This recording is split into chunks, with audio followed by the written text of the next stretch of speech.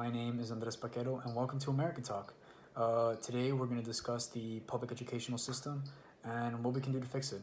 So, as a minority student, I'm a Hispanic man. I graduated not too long ago. I'm 19 years old. I can tell you firsthand account, the public educational system is not really the best. I was in my senior year and I was taking an honors science class, and I was still coloring.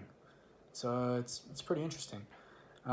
Anyway, so let's get back to it. So we have the question, we think to ourselves, what can we do to, make sure that our schools are, doing well? What many people like to point out is that maybe we should increase funding. And you have a lot of teacher unions that like to say we should increase funding. Well, looking at charter schools and looking at the differences in statistics and seeing how their results in terms of funding and our results, we seem to get that, charter schools, they seem to be saving money for the Florida taxpayer, and they're getting better scores.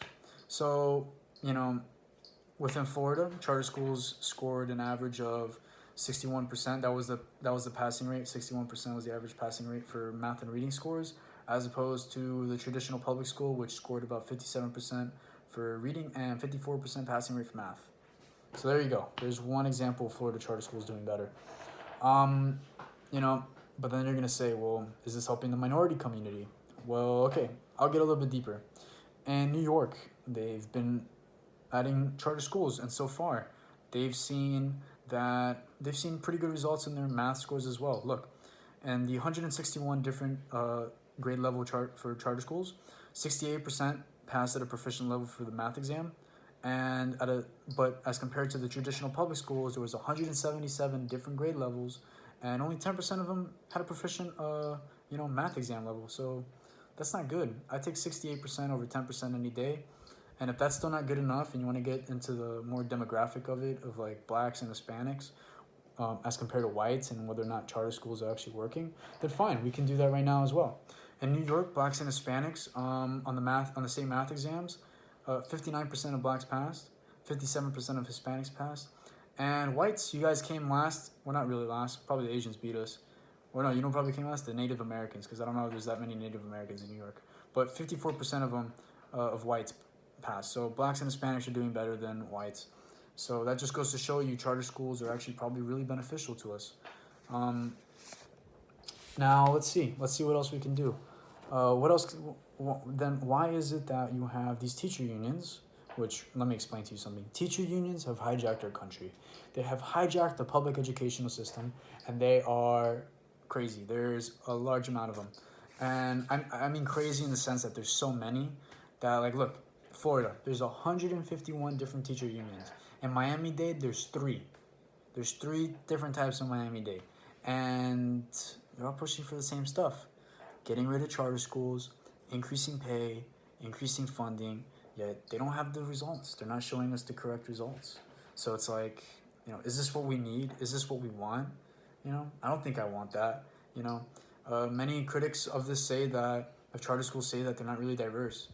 I saw on CBS, you had the Teachers of Dade president, Carla Matz, and she was saying that, blacks and Hispanics, they're not really that diverse in these charter schools.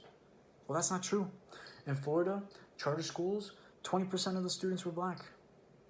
They make up only 16% of the population, so they're overrepresented in schools as compared to their actual demographics and the state in general.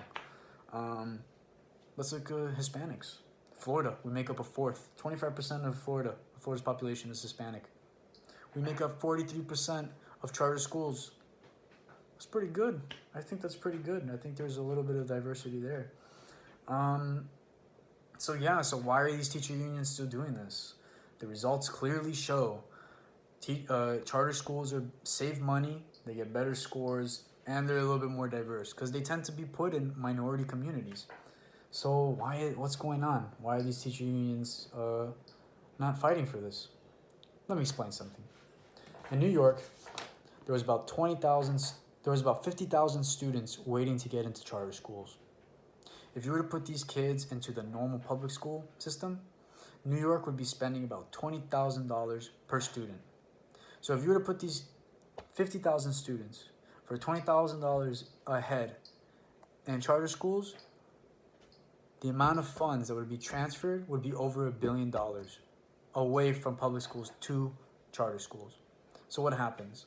These lower achieving public schools won't get the funds and they'll fail, right?